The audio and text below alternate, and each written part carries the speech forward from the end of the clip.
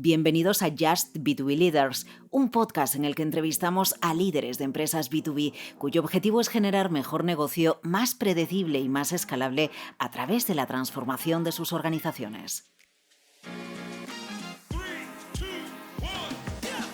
Bienvenidos a un nuevo episodio de Just B2B Leaders. Hoy contamos con la presencia y vamos a contar con las experiencias de Agustín Sáenz. Agustín, ¿quién es Agustín Sáenz? Buah, eso es fácil de responder. Vamos a ir de menos a más, ¿no? Bueno, Agustín Sáenz es un tipo de 53 años, apasionado por la vida, que está loco por dos cosas, por el futuro y por la gente.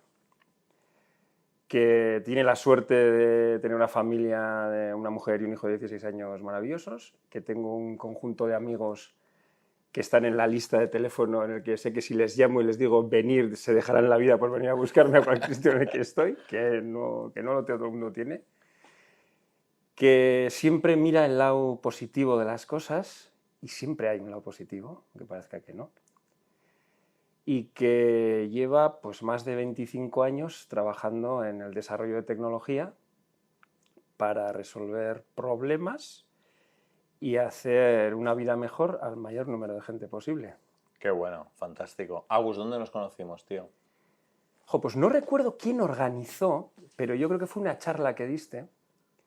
En SADE, sí, SADE organizó una charla, ¿no? Sí, puede ser. No recuerdo dónde, porque luego te he visto en varias, ¿no? Pero me cautivaron tres cosas, ¿no?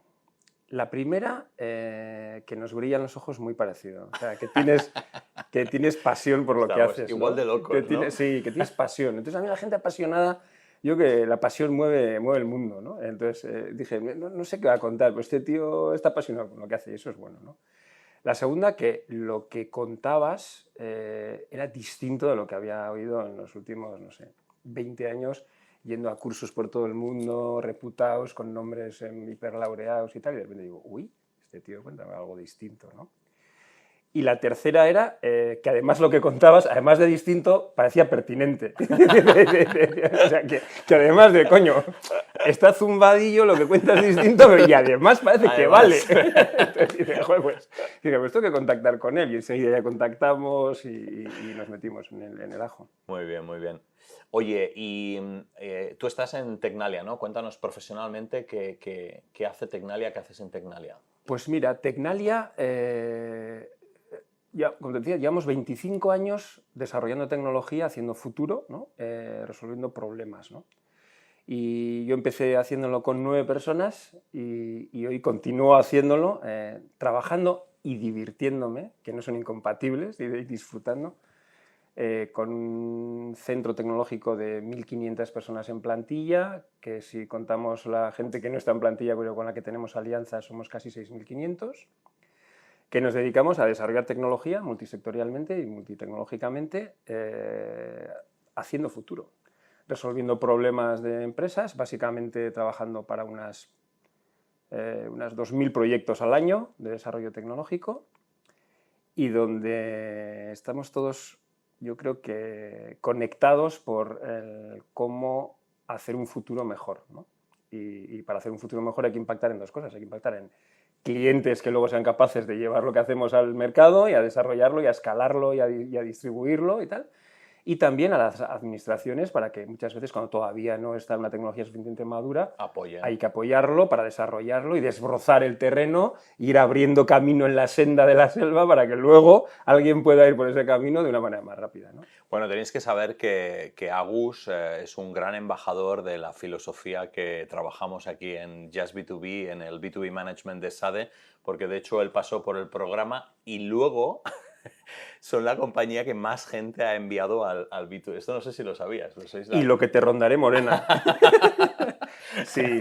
Yo creo que, bueno, una de las claves del programa seguramente es, o por lo menos para nosotros, ¿no? Es que para que funcione, tiene que ser, nosotros en el periódico solemos decir, tiene que ser un shirimiri, ¿no? Tiene que ser una lluvia fina, no un chaparrón. Eso es. Un chaparrón moja y a los 3 segundos está todo seco.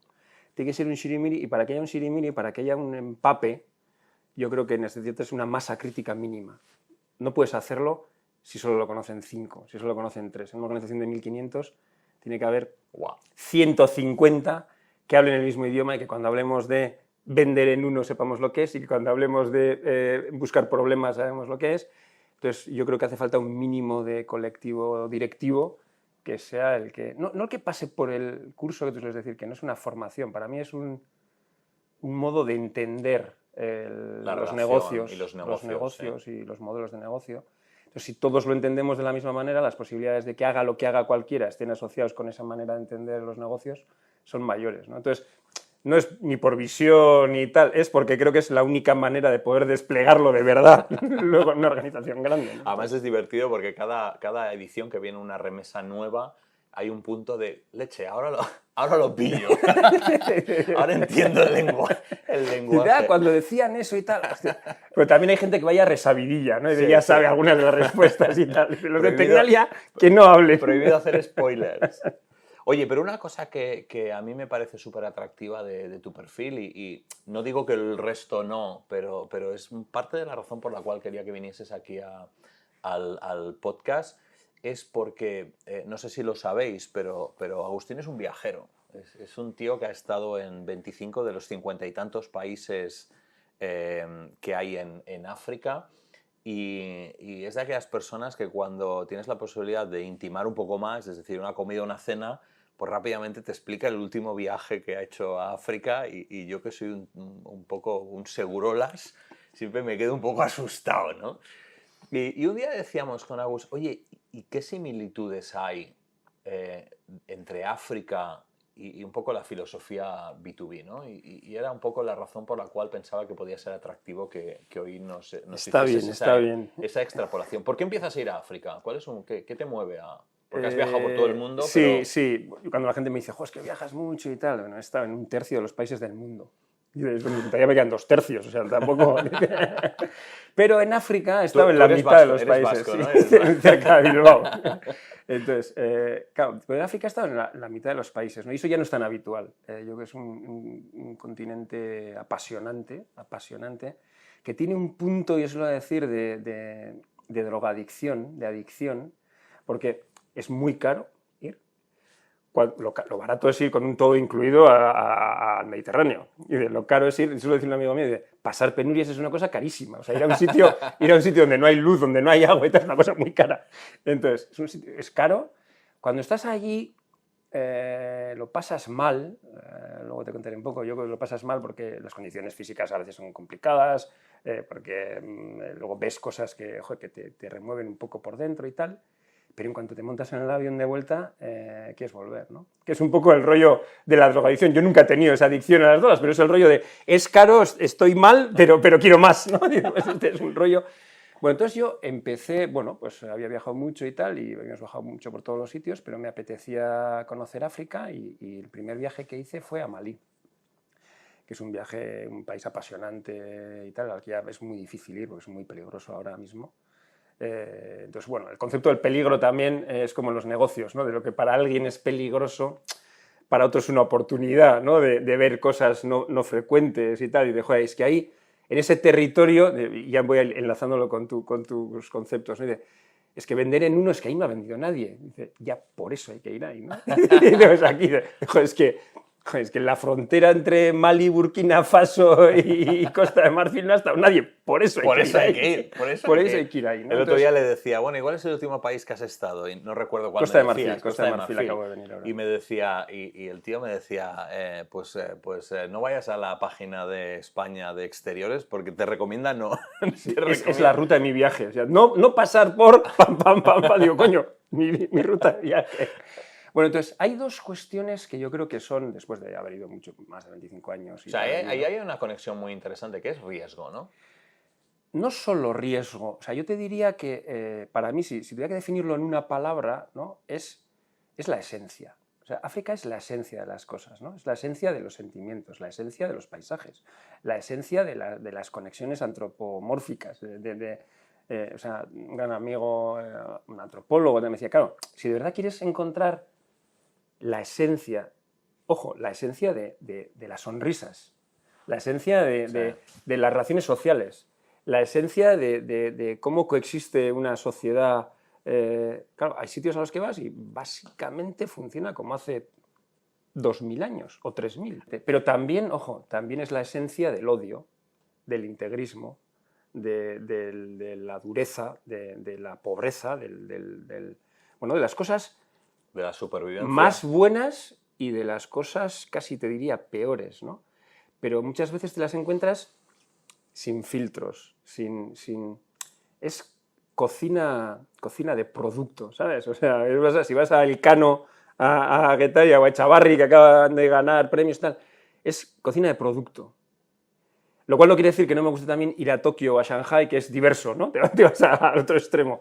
Pero cuando vas a África, bajas un poco a la esencia de las cosas, ¿no? Y te das cuenta de que, no sé, cuando estás 5 días viviendo con pigmeos en la selva en Camerún, que es la única tribu todavía que es nómada, que se va moviendo en función de lo que va encontrando y tal, no habla su idioma, imagínate, ¿no? O sea, pigmeos viviendo nómadas dentro de la selva que hay que ir a buscarles porque no sabes dónde están y tal.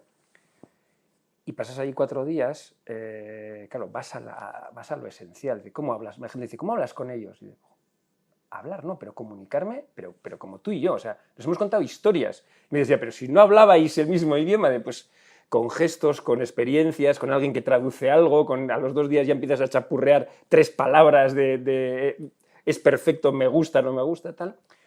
Entonces, en ese bajar a la esencia, me parece que hay mucha conexión con muchas de las cosas que tú planteas en el curso, ¿no? Porque en una relación B2B, y tú lo dices mucho, ¿no? En realidad es una relación entre personas. O sea, da igual que Tecnalia sea muy grande o muy pequeño. Cuando yo me junto contigo, se junta Óscar con Agustín. Y o hay conexión, o hay química, o hay empatía, o hay trato de entender lo que tú quieres, o hay generosidad desde mi punto de vista y desde la tuya, o no llegaremos a nada. Da igual que ESADE y Tecnalia se lleven bien. Claro. Los logos pueden quedar bien en un catálogo, pero de ahí no se generan negocios. Y cuando te ¿no? encuentras con la tribu de los pigmeos, hay el encaje o el no encaje, ¿no? Claro, entonces para mí hay quizá tres cuestiones, ¿no?, que encajan muy bien con lo que tú dices, ¿no?, con esa conexión luego en el mundo empresarial, ¿no? Una es la actitud ex ante. Tú puedes ir a un viaje diciendo me lo voy a pasar genial, aunque sea sin ducha de agua caliente, aunque sea sin comer, aunque sea durmiendo en el suelo, aunque sea 2 días pensando que les ibas a encontrar el primer día y resulta que al tercer día todavía no les has encontrado, pero tú estás en clave de esto va a salir algo bueno, o no. O hay gente que, claro, se acerca a un viaje desde ponían en el programa que a las 8 íbamos a ver una anaconda y no hay anaconda. Entonces, desastre de viaje. Día 1, ya un desastre el viaje, ¿no? Claro, cuando tú vas a hacer un negocio, ¿no? Claro, si yo me acerco a un cliente, ¿no? Claro. Digo, de aquí va a salir algo interesante, seguro, sí o sí. Ese viaje que vamos a recorrer, las posibilidades de que salga bien son infinitamente mayores que si entro en clave de le veo entrar por la puerta y ya me ha caído mal. ¿Cómo vamos a hacer negocios? El negocio es una relación entre personas. ¿Cómo ¿no? vamos a confiar? Luego además otro, están ¿no? las confianzas, ¿no? Decías, luego además, joder, lo que ves tiene que ser, si es bonito, tiene que ser interesante. Además tiene que haber una confianza en lo que yo tengo detrás, no de Agustín, sino el que ha organizado el viaje, lo que tengo detrás, que sé que tengo un teléfono satélite, que en un momento dado si hay un lío puedo llamar y conectarme con un médico por videoconferencia para enseñarle, oye, se me ha abierto un tobillo. Hay otros componentes, pero la componente de la confianza de la persona es vital, ¿no? Entonces, la primera es un poco cómo me aproximo ex ante, ¿no? Que me parece que en los negocios también es fundamental, ¿no? Yo tengo ahí, Sergio, un buen compañero de Tecnalia, me dice, Agus, los clientes son como los perros. Como los perros. Y dice, sí. Si saben que tienen... Huelen el miedo. Sí. Dice, huelen el miedo. Y tú llegas ya con miedo y dices, hostia, no hay nada que hacer. Y cuando ya, pues aquí igual, ¿no? Si te acercas con confianza y con de esto va a salir algo interesante, las posibilidades de que salga algo interesante son muy grandes. Entonces, para mí en realidad mucho de lo que tú dices y mucho de lo que yo vivo allí tiene que ver con mental, ¿no? Posicionamiento mental previo, ¿eh? Claro. Luego está el durante.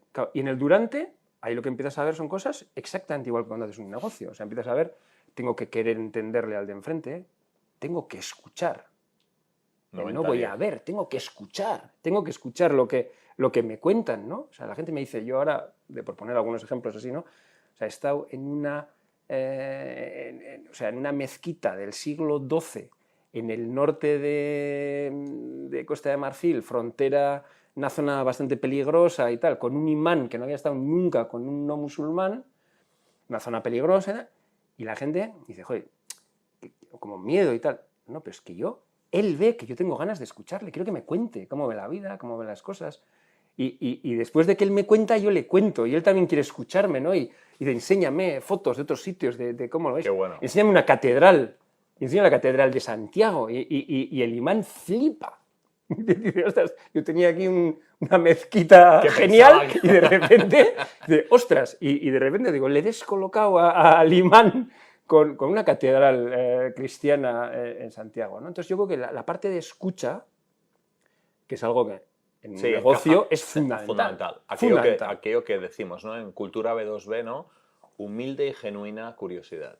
Humilde, está claro, genuina está claro, y curiosidad, claro. ¿no? Entonces, y la tercera quizá tiene más que ver ya con la generosidad, ¿no? Y aquí ya empalmo también con alguna frase que yo decía, mi padre era un empresario y tal, me decía, la generosidad como elemento de gestión, no como elemento... La generosidad me decía, no es buena, la generosidad pues, no es buena, la generosidad es rentable.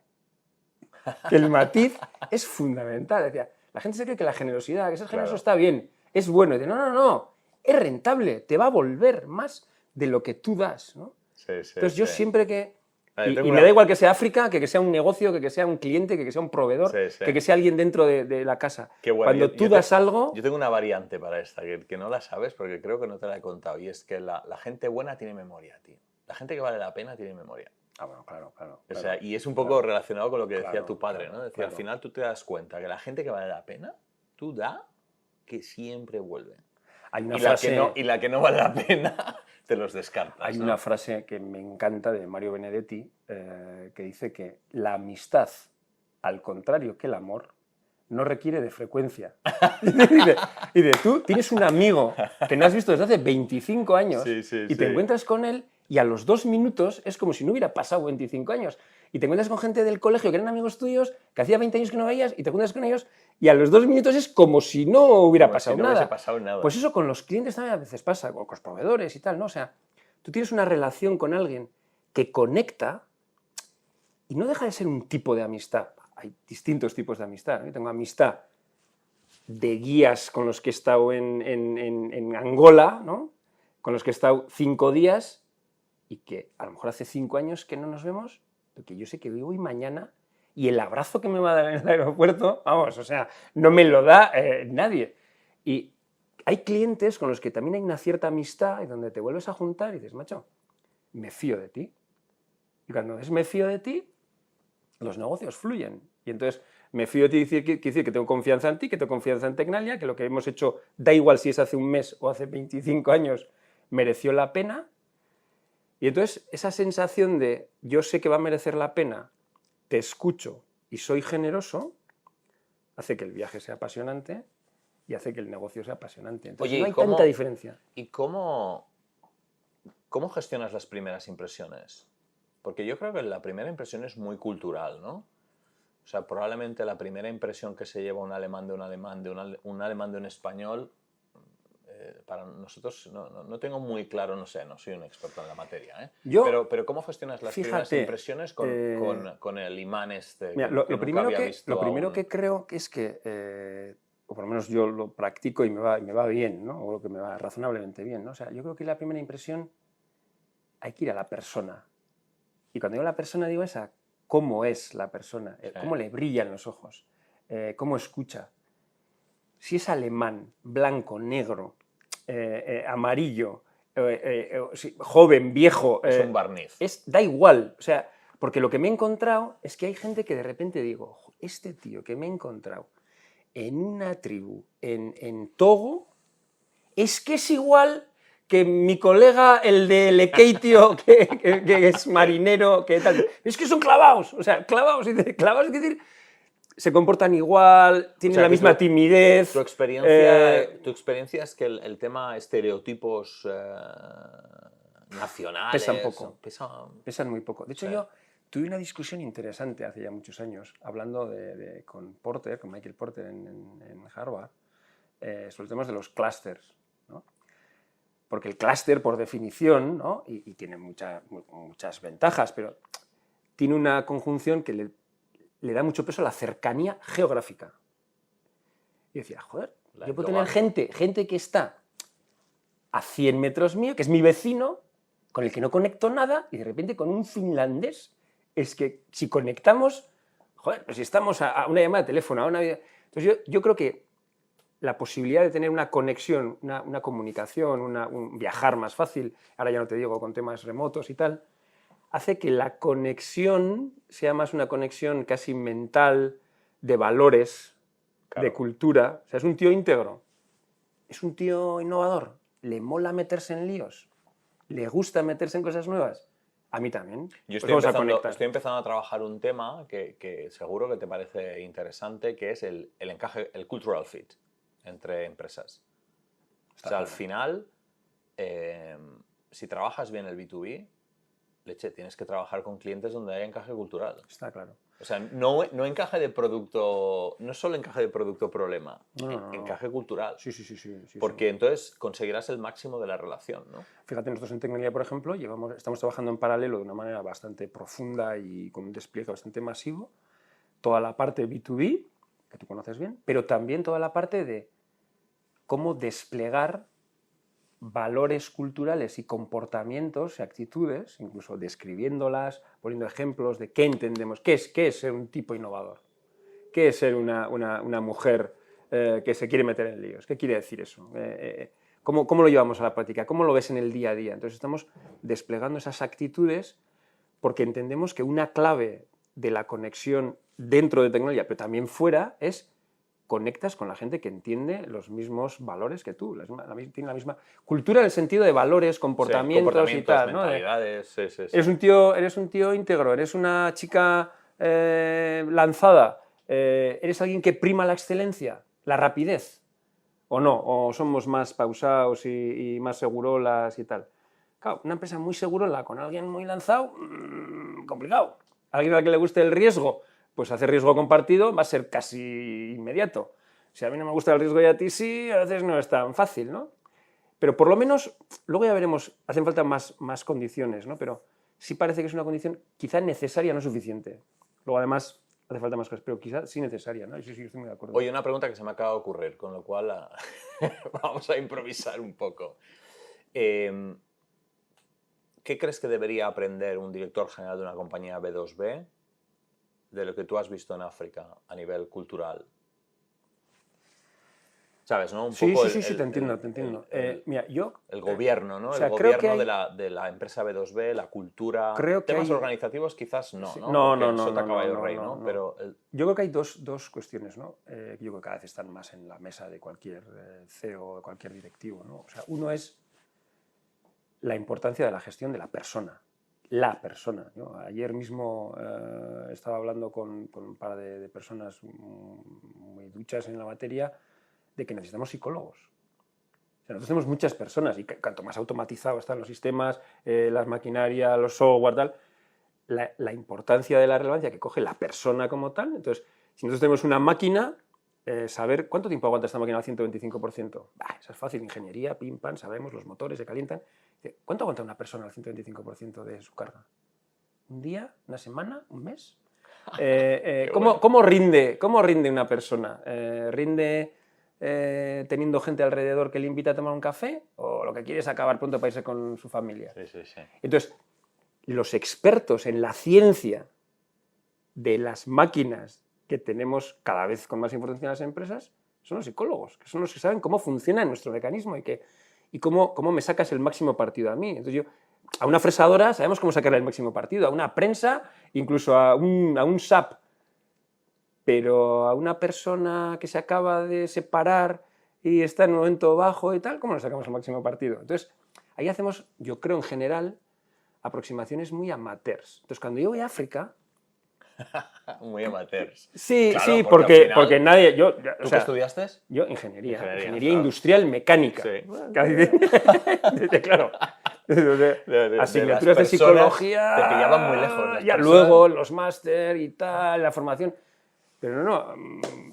creo que necesitamos la componente de humanidades, ¿no? Entonces tú le dirías a ese director Antropólogos. general, sí, a ese director general de una compañía, director o directora general de una compañía B2B, le dirías, oye, yo me acuerdo una conferencia, no recuerdo quién es, y me sabe mal porque siempre utilizo la frase y no recuerdo quién lo dijo, que el tipo este decía, todo lo que se pueda digitalizar, se digitalizará. Sí, sí, sí. Y al final la reflexión es que quedará todo lo blando, que es el people business, ¿no? que gasto yo, Y hay ¿no? pocas asignaturas, ahora más, pero cuando estudié estudio pocas asignaturas en ingeniería blandas, eran todas. Todas duras, ¿no? Entonces, invertir en el negocio de las personas. Invertir en que tienes un recurso, que eso lo decimos todos y tal, ¿no? Es el mayor Sí. recurso, está en el balance, tal, y así sí, en el balance, pero ¿cuánta gente tienes expertos en personas que son psicólogos? No, nadie. Nadie. ¿Cómo nadie? O sea, 1 de 1500. Y el segundo, y la segunda similitud quizás sería el de ya lo hemos comentado tú y yo, ¿no? No pain, no gain. O sea, si no hay una necesidad, Un dolor. un dolor, una necesidad, Clarísimo. ahí no hay un negocio. ¿Cómo lo conectas eso con África? Es decir, ¿tú Porque en consideras- África, yo voy a los mercados, me paso horas y horas y horas y horas. Ahora en Costa de Marfil, me El tiran tema un día, people, toda una mañana, el en tema- un mercado de ganado. el tema people lo conectas con más presencia de Si las... no hay una necesidad de algo, no hay una transacción. Ya. O sea, no Claro, hay, eso en África... no hay lujo. No, Eso, no. Ojo, porque la necesidad depende de quién. Entonces yo, claro, cuando vas a África, el 95% de las transacciones de los mercados son de pura necesidad. O sea, hay que comer, hay que vestir, Más pero lo lower, mínimo, más lower. tengo un pantalón y una camisa hasta que se destroce.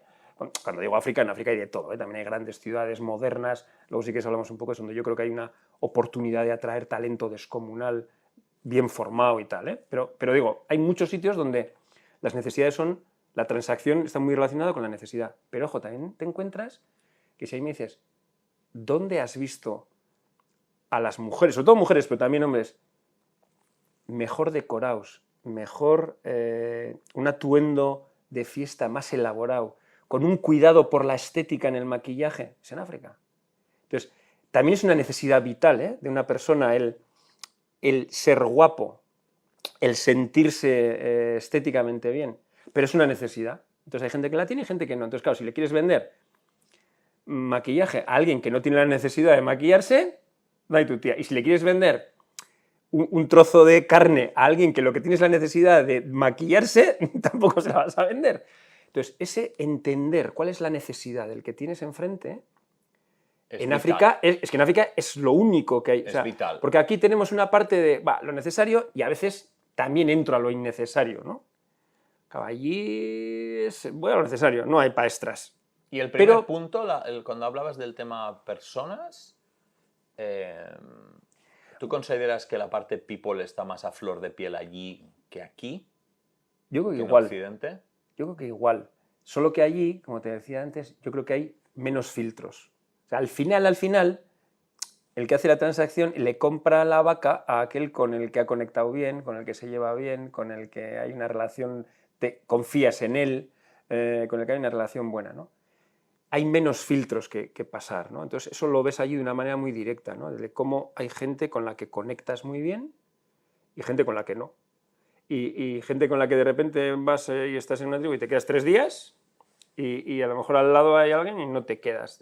Entonces, ese tratar de identificar con quién, como decíamos antes, ¿no? Con quién conecto en valores, con quién conecto con feelings, con quién conecto en que puede haber una historia que contar o un negocio, entendiendo por negocio en el caso del viaje, pasar 2 días que vas a recordar el resto de tu vida, ¿no?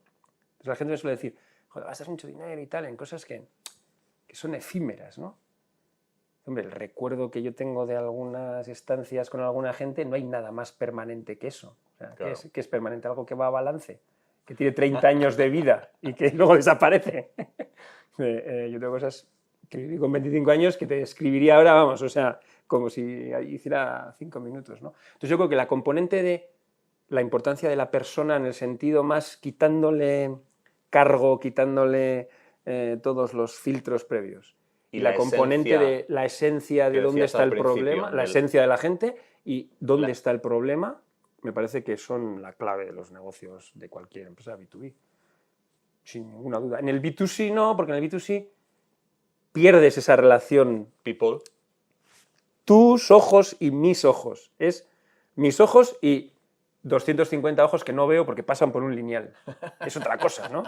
Es como, es como ver, es como ver un safari, como ver un safari en un documental en la tele o estar en el suelo cuando tienes un elefante a 15 metros. Amigo, no se parece. Uno es B2C y el otro es B2B. El elefante a 15 metros es B2B. El elefante y tú nos tienes que mirar y decir, no nos vamos a hacer daño, ¿verdad? Vale. Lo otro es B2C, de bueno, si no has quedado bien el documental, tampoco pasa nada. Esta la usaré. ¿Cuánta gente ha visto el documental? Y dice, no sé cuántos miles y tal. Vale, guay. Pero ¿quiénes eran? Ni idea. Esta la usaré y te nombraré. Sí, no sé. La explicación de Agus. Sí, en Ruanda, ¿no? En Ruanda en la frontera entre Ruanda y Uganda hay elefantes de selva, ¿no? Normalmente los elefantes son de sabana, hay elefantes más pequeños de selva, bastante agresivos y tal, ¿no? Entonces de repente dicen, ¡al suelo! Y cuando tires al suelo, tú al suelo. Joder, yo al suelo, me tiraba al suelo, o sea, al suelo con la cabeza metida, y de repente es un elefante ahí al lado. Y dices, ostras, es que soy insignificante, o sea, haz de mí lo que quieras. Y eso que eres un tío grande. Sí, no, eres insignificante, ¿no? Eso también se ve mucho en África, ¿no? Oye, ¿no nos tendríamos que llevar una semana a África, un grupo de directivos y hacer así una extrapolación? Yo suelo decir que si fuera ministro de Educación, Dios no lo quiera, yo pondría dinero público para que en la formación de los chavales y chavalas pasaran una semana en algún sitio, bueno, África o puede ser otros sitios del mundo, pero un sitio donde veas una realidad distinta, ¿no? Porque aquí vivimos en una burbuja y donde veas que puedes conectar con una niña de tu edad y jugar a fútbol con un chaval de tu edad, con un balón hecho de papel y una portería hecha con dos gomas que están menos cuadrados de todo, ¿no? Y te lo pasas igual o mejor de bien que aquí, donde estamos discutiendo sobre si los tacos de la bota de Nike son distintos en hierba artificial de la de Adidas en terreno mojado, ¿no? Ostras, no estás disfrutando de jugar el partido, ¿no? Entonces, yo creo que la experiencia yo suelo decir, para mí es cuando voy, me da un subidón de realidad, de pasión por la vida, ¿no? Si quieres, ¿no? Que luego aquí se te va bajando. Al final te metes en la dinámica, tal, no sé qué, entonces hace falta otra subida en escalón para que de media se quede bastante por arriba. Entonces yo creo que hay que ir. Si la gente no ha estado, África en general es un continente apasionante, pero me da igual, ¿eh? O sea, ir a Vietnam, a un pueblo perdido, o China, como tú os contar hace tiempo ya cuando ibas al interior, a China, y de repente te das cuenta de realidades distintas, o a Colombia, o a Guatemala, a Chucumatanes ahí arriba, donde de repente ves poblados y ves cosas que dices, ostras, la relación entre personas no es tan distinta, y segundo, bueno, para muchas cosas somos afortunados y para otras no tanto, ¿no? Una pregunta que me hace mucho la gente es, ¿son más felices o menos felices? Sí, no es la típica pregunta. Me lo contabas el otro día, ¿no? Yo creo que es parecido. O sea, al final, yo allí conozco gente súper feliz y gente súper infeliz. Y aquí también conozco gente súper feliz y gente súper infeliz. Y no tiene tanto que ver con la condición económica o tal. Hombre, hay unos umbrales, ¿no? Pero a partir de unos umbrales muy abajo, pero muy, muy, muy abajo, yo he estado riéndome a carcajadas con una felicidad aparente en un rato y tal, con gente que recogíamos en un jeep que iba buscando agua, porque no había agua en una sequía en Angola. Y de repente a la noche, unas risas, tal, viendo fotos, y el canal con los iPad, les enseñas fotos de otros países, de otra gente, unas risas, sacaban fotos de ellos, tal. Y ese rato de felicidad que tienes allí no depende de la situación. Y aquí te cuesta encontrar esos momentos, ¿no? Entonces, yo creo que es actitud. O sea, si a lo mejor la palabra de tu curso la palabra es actitud, ¿no? Y contexto, ¿no? Contexto. Porque al final, un poco aquello que decimos, ¿no? El valor contextual, ¿no? Es decir, en aquel contexto, a mí me ha gustado mucho el principio de lo que decías, ¿no? Que es un lugar en el cual es fundamental la esencia, ¿no? Que tú percibes la esencia de las personas, Claramente. la esencia de las relaciones. Decías necesidad. A mí me gusta más quizás la palabra lo esencial. Sí, Hay sí, muchas sí, cosas sí, que sí. parecen necesarias pero no son esenciales, ¿no? Mira, ¿Cuál es el...? Dime. hay un ejemplo que creo que te encaja muy bien con eso, ¿no? Yo durante años y años y años estaba allí y no había electricidad en ningún sitio, en muchos sitios no había electricidad, y veía gente que no la echaba de menos. Porque en realidad la electricidad la echas de menos cuando tienes un electrodoméstico, cuando tienes algo que cargar, ¿no? Sí, Claro, sí. si no tienes algo que cargar, no echas de menos el agua, echas de menos comida si no tienes, echas de menos educación si no la tienes, electricidad. Pero había una esencia que es esencia en el sentido estricto de la palabra, que es la esencia de la necesidad de comunicarte, de poder comunicarte con otros. Y eso la telefonía móvil es brutal cómo te lo resuelve, ¿no? Entonces, de repente ahora, en los últimos viajes, te encuentras con que hay gente que no tiene nada, lo que tiene un teléfono móvil, que tiene que cargar en algún sitio. Claro, no hay una infraestructura todavía suficiente para cargar. Entonces, antenas han puesto, en general, de comunicaciones con una red de cobertura que muchas veces no te encuentras ni aquí, pero cargar no es obvio. Entonces, ahora es cuando la gente empieza a mover echa en falta el dónde puedo cargar esto, porque la esencia de la comunicación social entre personas es brutal. Entonces, la posibilidad de poder hablar con alguien, aunque no esté contigo, eso nos une a nosotros y les une a ellos y le une a un inuit en Laponia, ¿no? Joder, poder hablar con mi hijo cuando lleva 2 días fuera. Eso es una necesidad, esencia pura, ¿no? Entonces eso ha transformado, ¿no? Ahora te diré que, por ejemplo, todo lo que tiene que ver con la parte de comunicaciones, puramente telecomunicaciones, sitios donde no había ningún papel de identificación de la gente, no hay DNIs, no hay desde luego un histórico médico. De repente ahora con el móvil, en el móvil tienes un reconocimiento de quién eres, dónde estás, si te hace de repente en cualquier sitio un análisis, automáticamente lo cuelgas y va a cloud. Te encuentras con una herramienta que cubre un montón de cosas esenciales, que es fundamental y donde hay un montón de negocio, por cierto. Agus, una última pregunta. Tu opinión, futuro de África.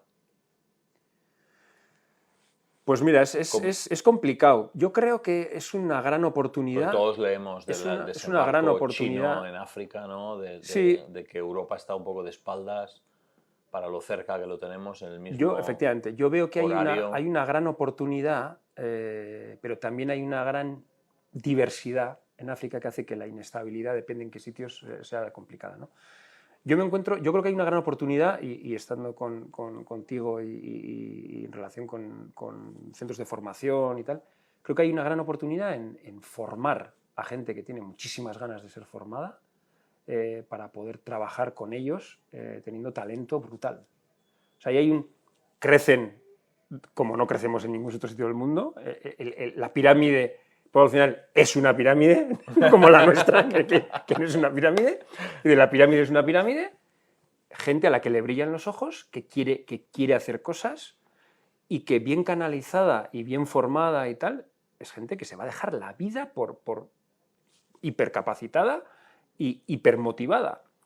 Entonces creo que eso es una mina. Es una mina, cuando hablábamos de los datos o el petróleo y tal, pues yo creo que la gente en África es una mina para formar, capacitar y desarrollar también allí empresas que ahora cada vez más pueden trabajar de manera remota. Imagínate en software. Podrías trabajar perfectamente con gente, están en el mismo uso horario que nosotros, a veces te vas a otros sitios y tienes un problema encima de horario. Creo que ahí tenemos una perla brutal. Yo creo que es una región, yo creo que es un continente muy diverso, pero por ejemplo el norte, toda la zona de Marruecos y tal, por ejemplo, ahora desde el punto de vista de automoción, incluso energética, la parte energética está creciendo un montón, yo creo que es una oportunidad. Todo lo que tiene que ver con energías renovables, fuente inagotable también. Y gente que bien formada y bien capacitada son igual o mejores que muchos de nosotros, ¿no? Entonces, creo que no le prestamos la atención suficiente. Creo que hay que hacer programas para sacar ese valor ahí. Muy bien, Agus. Oye, pues espectacular. Yo me lo he pasado bomba, he aprendido muchísimo. me quedo con algunas ideas como lo de la esencia, ¿no? Volver un poco a la esencia de las personas, de esas relaciones, la confianza. Y bueno, Agus, ha sido un placer tenerte hoy aquí. Oye, yo encantado de veros aquí, y si podemos montar algún viaje de fin de más de estudio y en algún país, yo encantado de deciros dónde, cómo y tal, y por un módico precio pagaría por ir con vosotros. Muy bien, tío, Oye, muchas gracias. un placer. Venga.